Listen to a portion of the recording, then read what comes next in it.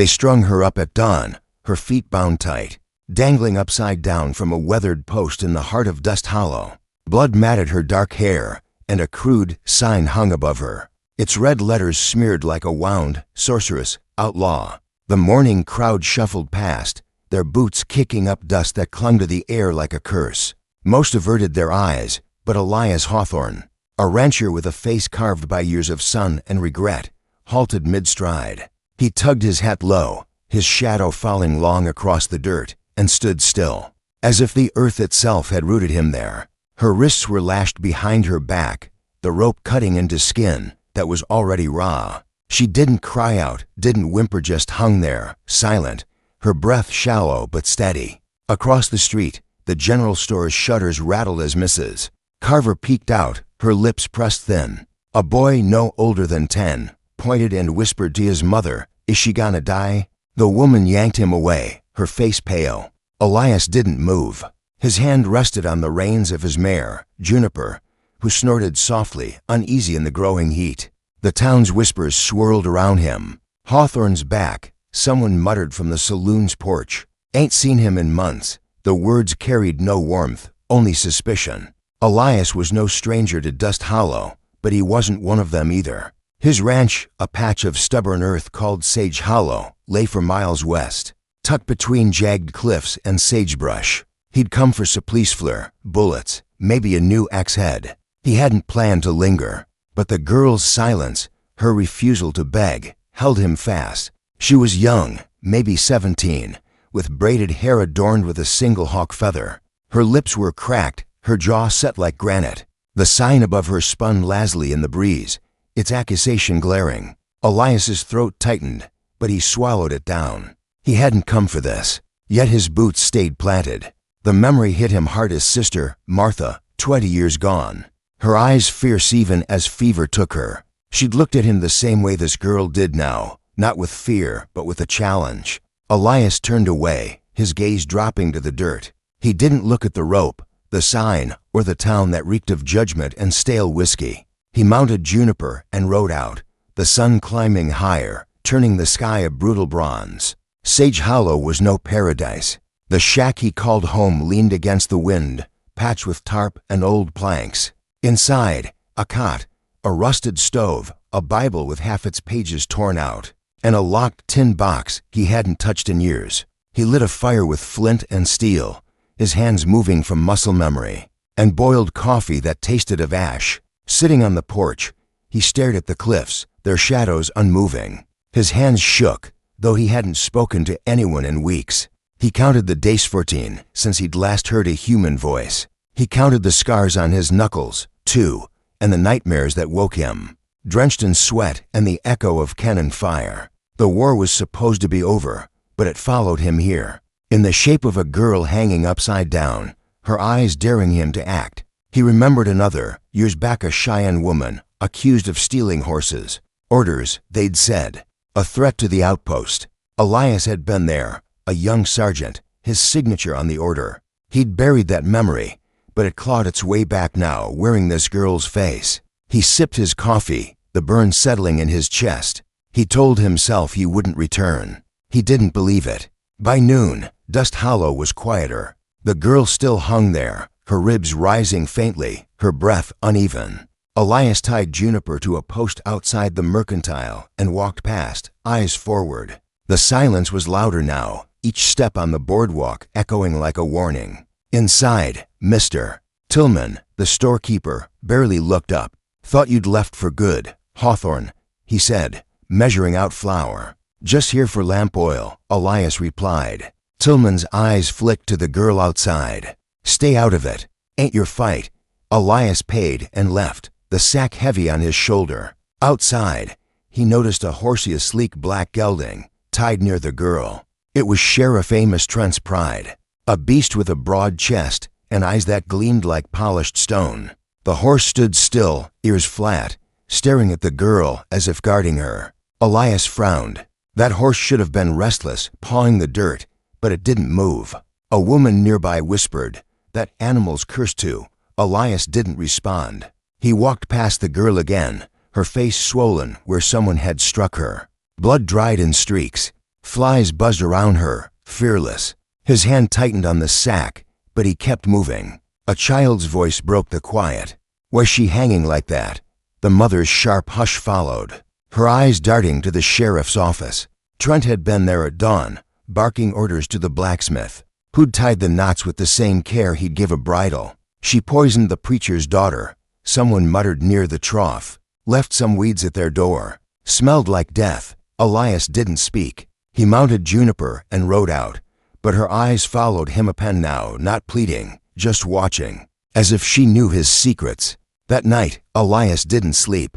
A single lantern burned in his shack, its light flickering against the warped walls. Juniper paced outside, hooves grinding gravel. The silence felt heavy, like a storm waiting to break. Every time he closed his eyes, he saw her upside down, jaw tight, blood in her hair. By midnight, he'd convinced himself it wasn't his place to intervene. She wasn't his kin, wasn't his burden. But before dawn, he saddled Juniper, slipping a bone-handled knife into his belt. The sky was a bruise, streaked with red, as he rode back to Dust Hollow. The town was still asleep when he reached the outskirts. The saloon was dark, the air thick with the scent of dust and old leather. She was there, her body limp, her skin to pale. The sign was gone, maybe torn away by the wind or someone's guilt. Elias dismounted quietly, his eyes scanning for movement. The blacksmith's forge was cold, the sheriff's window still. He moved fast, cutting the ropes with a single slice. She fell into his arms, heavier than she looked, her pulse faint but there. A dog barked in the distance, sharp and close enough to raise his hackles. He carried her behind the saloon, sticking to shadows, and mounted Juniper. They were gone in minutes, lost in the sagebrush and dry riverbeds. At Sage Hollow, he laid her on a cot inside the shack, covering her with a thin blanket. He boiled water, left a tin cup beside her, and stepped outside, rifle across his knees. The wind shifted, carrying the sound of her cough, weak but alive. When she woke, she screamed once, a raw, panicked sound, her hands clawing at the air. Elias stayed outside, speaking through the wall. "You're not in Dust Hollow anymore. You're safe." No reply came, just uneven breathing. He whispered to himself, "Don't let me bury another one." She didn't speak for days, didn't eat, just lay curled against the wall, her eyes tracking every shadow. Her fever held tight, but she clung to life. Elias kept his distance, leaving water and cornbread within reach. The rope burns on her wrists were red and angry. He cleaned them with whiskey, wrapping them in cloth. She flinched at his touch but didn't pull away. By the third day, she sat up, her back against a post. "I'm Elias Hawthorne," he said. "This is Sage Hollow." She studied him, her gaze sharp, weighing his worth. "Niall," she said finally, her voice soft but firm. "An Apache name, carrying the weight of mountains." "You're Apache," he said, no question in his tone. She nodded slightly. "They said you hexed the preacher's daughter." Niall's laugh was bitter, dry. "I left herbs for her fever. That's all." Elias raised an eyebrow. "What kind?" "Yarrow, sage, cedar bark." He recognized the names from his wife's old books, read aloud in the quiet nights before she passed. "Sounds like medicine to me," he said. Niall's shoulders eased, just a fraction. "I didn't ask for payment, just wanted her to live." Elias nodded. "She did." Niall watched him closely after that, noting how he moved, chopping wood, salting meat, folding blankets with care. She was a shadow, always ready to vanish. On the fifth night, she spoke again. "You were a soldier." Elias, cleaning his rifle, paused. "Yeah, Confederate." She didn't blink. "My brother fought too. Not your war. Ours. Died at Red Mesa, stealing food for our camp." Elias's chest tightened. "I'm sorry," he said, the words heavy. She didn't reply. Later, as they ate a stew of beans and yarrow she'd taught him to make, she asked, "You ever kill an Apache?" The question was a blade. Elias stirred the pot slowly. "Yes." She didn't move, didn't ask more. "Why save me, then?" He looked at her, then away. "Because the last time I turned away, I lost something I can't get back." Niall stared into the fire. "My name means she who carries the wind," she said softly. Elias nodded. "Fits you." The wanted poster appeared by morning, nailed to the saloon's wall. "Wanted for aiding the escape of a sorceress. Reward $75, dead or alive. Sheriff Amos Trent, Dust Hollow. The sketch showed Niall's face, her braided hair, her bound hands. Words spread like wildfire. $75 was enough to turn fear into greed. By noon, four riders left town, rifles gleaming, eyes hard with purpose. Whispers followed. She cursed the preacher's daughter. She speaks in tongues.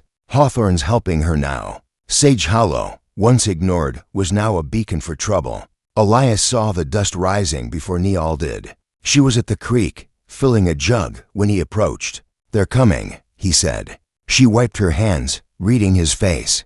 "I can run." He shook his head. "You wouldn't make it." "Not yet." She stood taller. "I'm not weak, I know," he said, glancing at the horizon. "But they're stronger." We moved deeper, through the back canyon. "They don't know it." She nodded, and they packed quick rifle, knife, a sack of dried meat. The canyon was a maze of rock and shadow, its walls twisting sound into echoes. Elias knew its paths from years of hiding from the world. They set up under a low ledge, juniper tied to a scrub oak. Elias scattered false tracks, tying a scrap of cloth to a distant branch to mislead the riders. Night fell cold and sharp. Niall sharpened a stick into a spear, her hands steady. "Why do they hate me so much?" she asked. Elias didn't look up from his rifle. "Because if they're wrong about you, they're wrong about everything." She nodded, silent. The riders' voices reached them at dawn, curses, hoof beats, a shot fired into the dark. Niall didn't flinch. When the sounds faded, Elias whispered, "They'll circle back." She touched her bandaged wrist. "Then we keep moving." He shook his head. "No, we stay. We outlast." Her eyes met his, a spark of fire in them. "For the first time," she said, "thank you." Elias looked away. "Don't thank me yet." The night was bitter, the air biting through his coat. Elias sat by a small fire, sharpening a knife, the rhythm grounding him. Niall slept lightly, wrapped in a patched blanket. Her strength was returning, but she looked fragile in sleep, younger than her years. Juniper stood nearby, ears twitching at every sound. Elias pulled a tin box from his coat, its hinges creaking.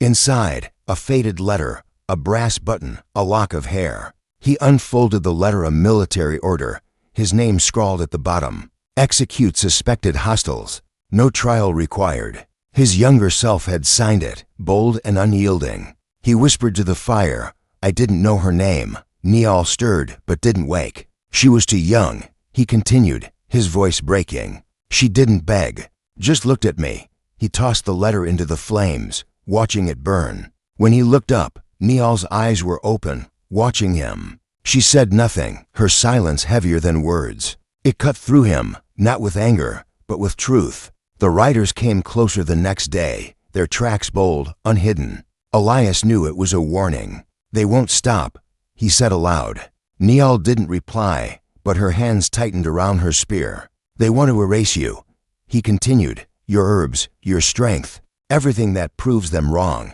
He knelt, his voice steady. "I let a girl die once. Thought it was duty. It wasn't. I won't let it happen again." Niall's gaze was unflinching. "We fight?" she asked. He nodded. "We stand." They prepared in silence, turning Sage Hollow into a fortress. Niall pointed out a narrow pass where water pooled, perfect for an ambush. Elias built a perch from old boards, high enough to see the canyon's mouth.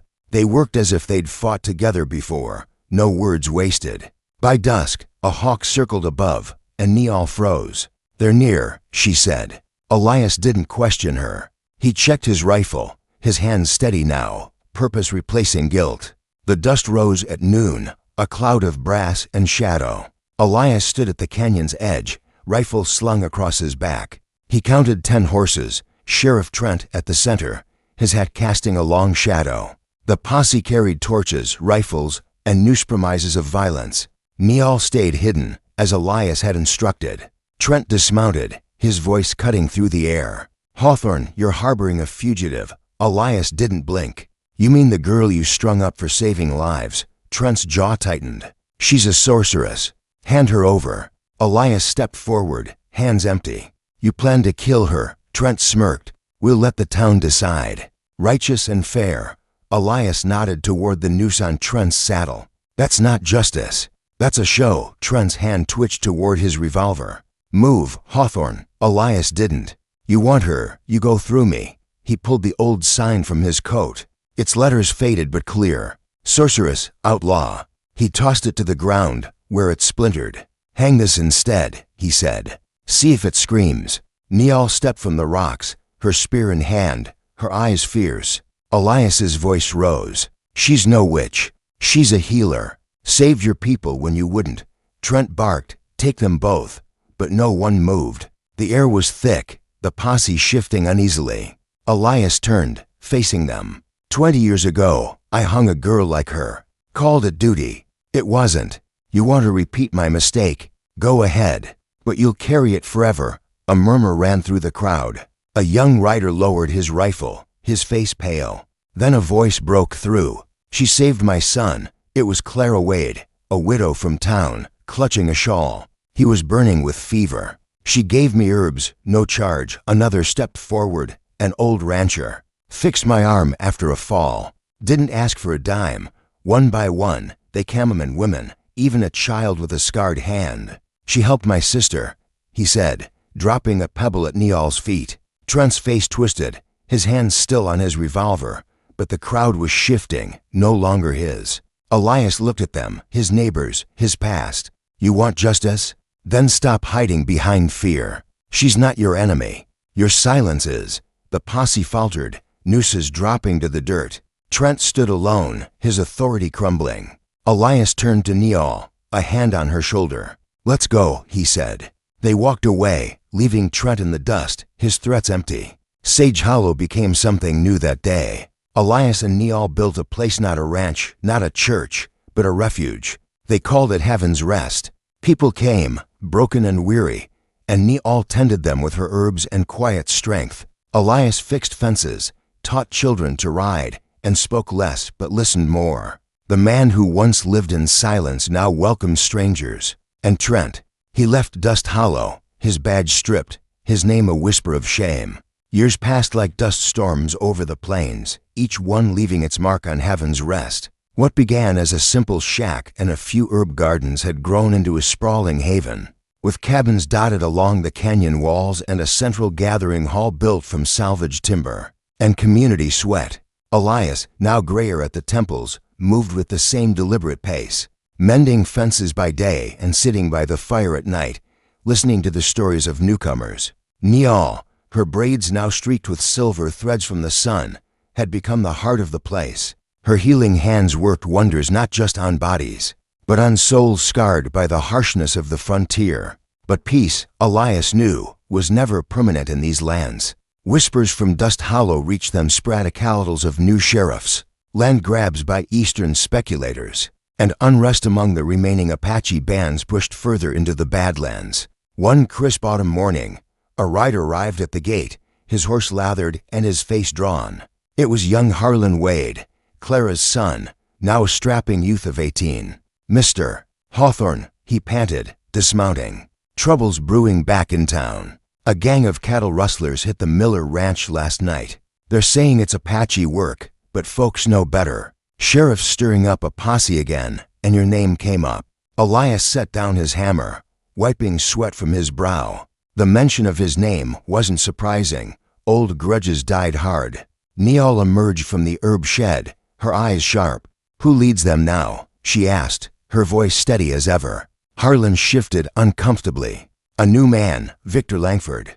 Came from Texas, claims he's cleaning up the territory. But he's asking questions about you, Miss Niall, about the witch who got away.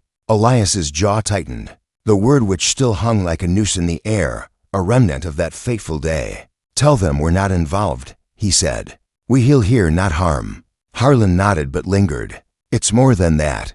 They found a body-on of the rustlers, throat slit, with Apache markings on his belt. Langford's using it to rally the town. Says if we don't root out the savages, more blood will spill. Niall's face darkened. She knew those markings. They weren't Apache, but a crude imitation meant to incite fear. Go back, she told Harlan. Tell your mother to keep her doors locked. We'll handle what comes. As the boy rode off, Elias turned to Niall. "This isn't over," he muttered. She met his gaze. It never was.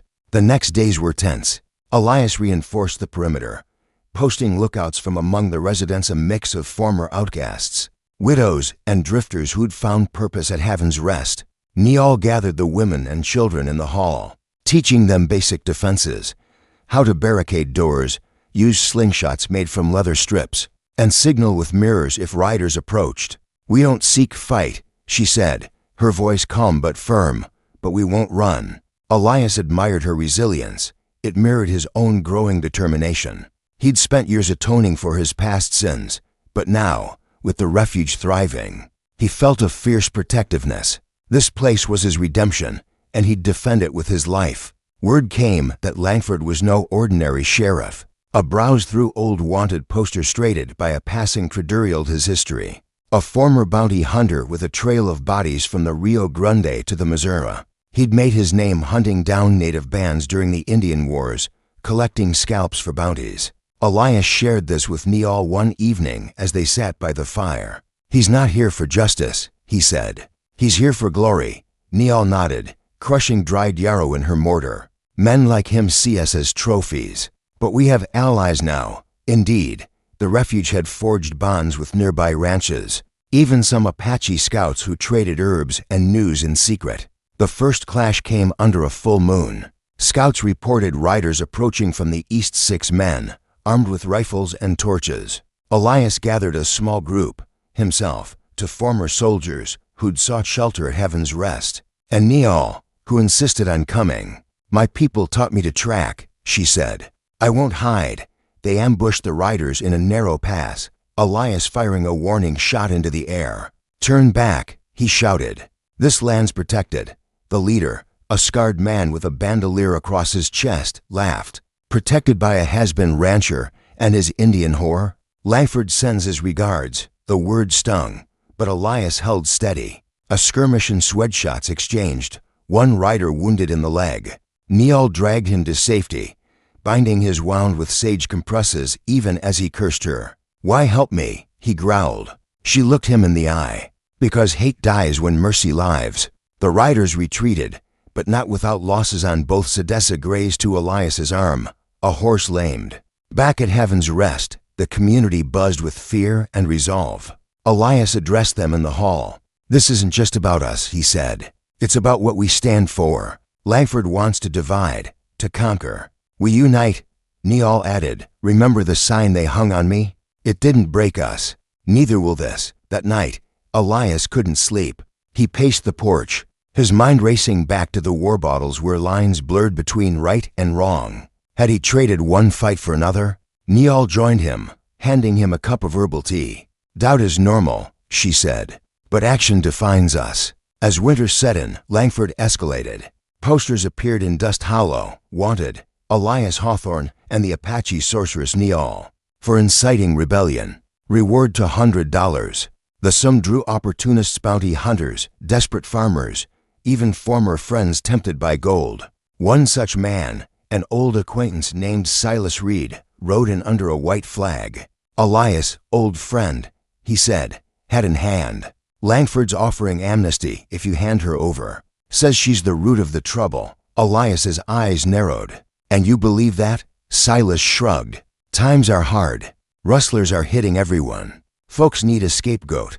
Neal stepped forward, her presence commanding. "Tell Langford the rustlers aren't Apache. They're his own men, stirring chaos to justify his power." Silas paled. "How do you know?"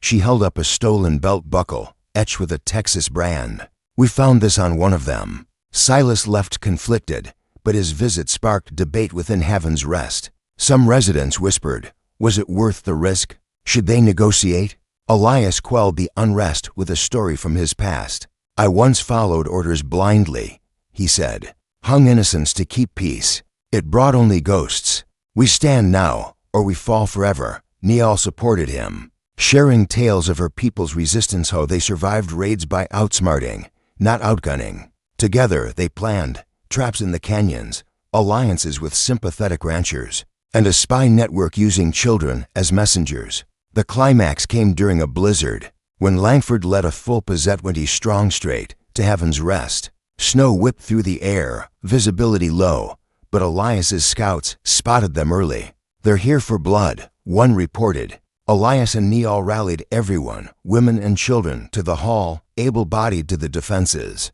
As the posse charged, torches flickering against the whiteout, Elias fired the first shot, taking down a lead horse.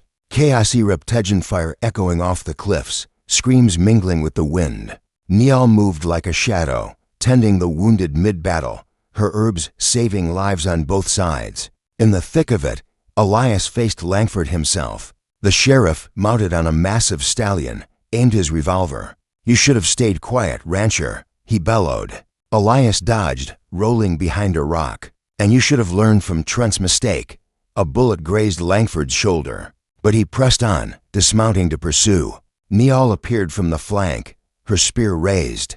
"This ends now," she said. Langford laughed, but doubt flickered in his eyes as residents emerged, surrounding him. One by one, his men surrendered, seeing the futility. "You're outnumbered," Elias said, "and outmatched." Langford was captured, his schemes exposed when a search of his saddlebags revealed rustler brands matching his own. The posse, realizing they'd been duped, turned on him. Dust Hollow's mayor, shamed by the revelation, stripped Langford of his badge on the spot. As he was led away in chains, he spat at Neal. "You'll always be a witch to me," she smiled faintly. "And you'll always be a fool." With the threat quelled, Heaven's Rest flourished anew. Elias and Neal expanded the refuge, building a school where Apache lore blended with settler history. Debates rose: should they forgive the attackers? Integrate former enemies? These questions sparked heated discussions around the fire, challenging residents to confront their biases. Elias, once solitary, found joy in mentoring youth, teaching them that strength lay in unity, not division. But scars remained. One evening, as Elias whittled by the corral, Neal approached. "We won this battle," she said, "but the war on injustice never ends." He nodded, gazing at the stars. "Then we keep standing."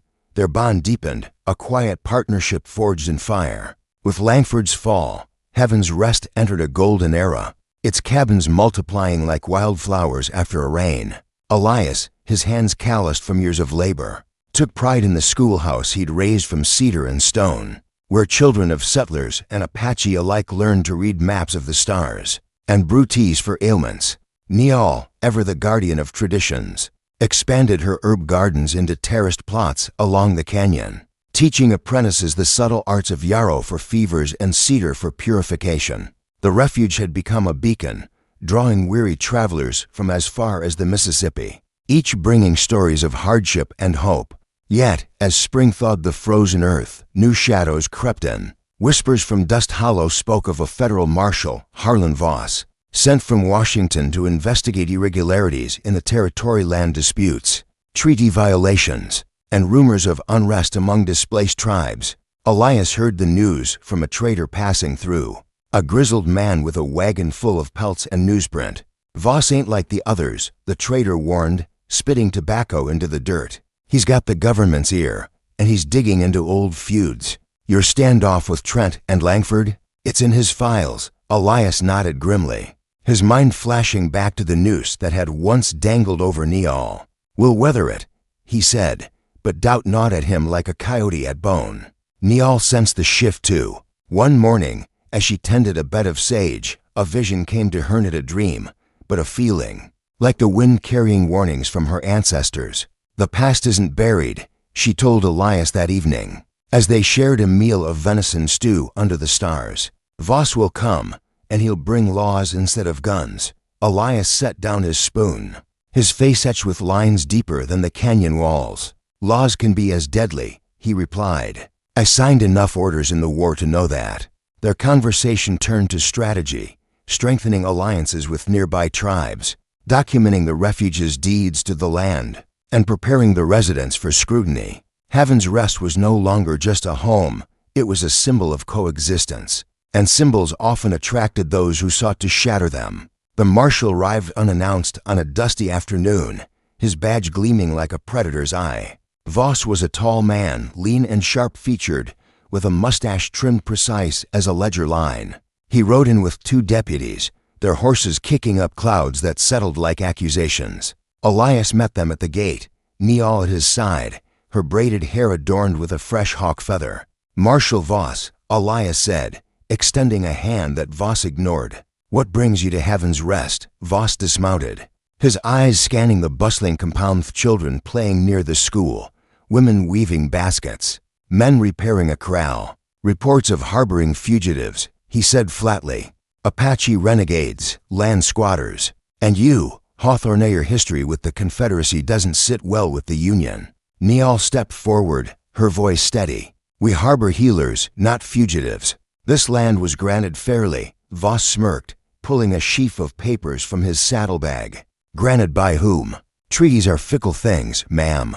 And your people, well, the government has relocation plans." The words hung heavy, evoking memories of forced marches and broken promises. Elias felt his blood boil, but he held his tongue. "Inspect if you must," he said. "You'll find no crimes here."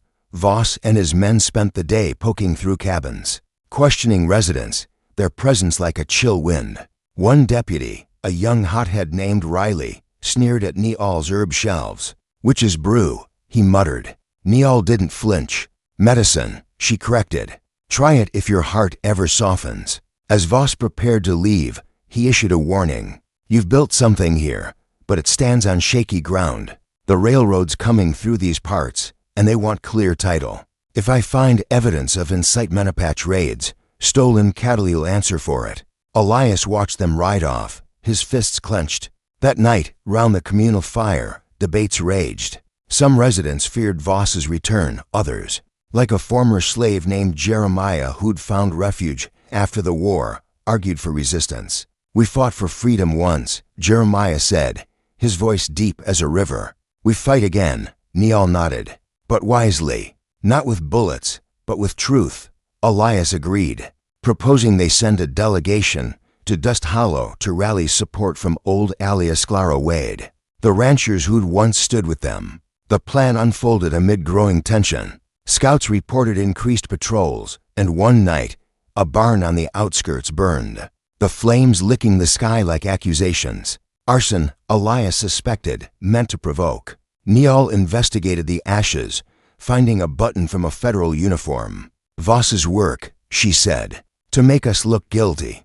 Elias's resolve hardened. He rode to Dust Hollow with a small group, including young Harlan Wade, now a trusted aide. In the town square, they addressed a gathered crowd. "Voss isn't here for justice," Elias proclaimed. "He's here for land, for control. Heaven's Rest proves we can live together, settler, Apache, free man. Don't let him divide us."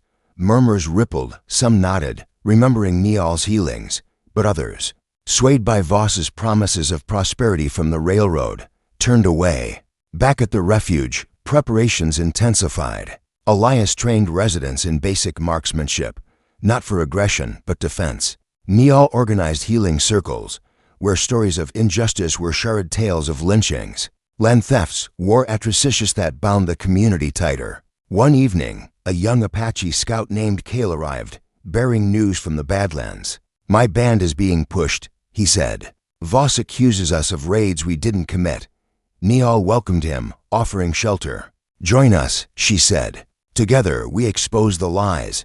Cale stayed, his skills in tracking proving invaluable. Debates arose. Should they arm the scouts? Integrate fully with the tribe? These questions sparked passionate arguments, forcing residents to confront deep-seated prejudices. Elias mediated, drawing from his own redemption. "I was blind once," he admitted. "Hate blinded me. Now, I see." The storm broke on a moonless night. Voss returned with a larger force of deputies, railroad surveyors, and hired guns claiming evidence of Apache aggression. They stormed the gate, torches blazing, demanding Neal's surrender as the instigator. Elias barred the way, rifle in hand. "You have no proof," he shouted. Voss waved a forged document. "Enough for a warrant." Gunfire erupted, bullets whizzing like angry bees. Residents fought back, Jeremiah manning a barricade, Cale picking off attackers from the cliffs. Neal moved through the chaos, binding wounds, her presence a rallying cry. "Hold the line," Elias bellowed, taking a shot to the shoulder but pressing on. In the heart of the battle, Elias confronted Voss amid the smoke. "This isn't law," he growled, dodging a swing. "It's greed." Voss laughed, drawing his pistol. "Progress, Hawthorne. Your little utopia stands in its way." Niall appeared, her spear glinting. "Progress built on blood is no progress." A deputy lunged at her, but she disarmed him with a swift move, her training from tribal warriors shining through. The tide turned when allies from Dust Hollow arrived, Clara and a posse of townsfolk, armed with rifles and resolve. "We stand with Heaven's Rest," Clara yelled. Outnumbered, Voss's men faltered. In the melee, Voss was captured, his forged papers exposed by a turncoat deputy weary of corruption. As dawn broke, the attackers retreated, Voss in chains. Federal investigators, alerted by telegrams from sympathetic ranchers, arrived days later, confirming the marshal's abuses. Heaven's Rest was granted official status as a cooperative settlement, its lands protected by new treaties acknowledging mixed heritage rights. The community rebuilt, stronger, with integrated councils where Apache elders sat alongside settlers, debating policies on education, resources, and defense. Elias, his wound healed by Niall's herbs, found peace in mentoring Kale, passing on lessons of forgiveness amid justice. Niall, pinning a faded sign remnant sorceress to the schoolhouse wall as a reminder, whispered to Elias one sunset, "We didn't just survive. We changed the story." He smiled, his hand in hers. "And we'll keep writing it." In the end, Heaven's Rest endured not through violence, but through unyielding community and truth. Elias and Niall grew old there, their legacy a testament to redemption's power. The refuge became a model for the West, where differences healed rather than divided. What do you think about the themes of violence and injustice in this story? Share your opinions in the comments below. Do you believe standing against prejudice requires confrontation, or can mercy alone prevail? Take a stand and express your views. I'd love to hear how these issues resonate in your own life.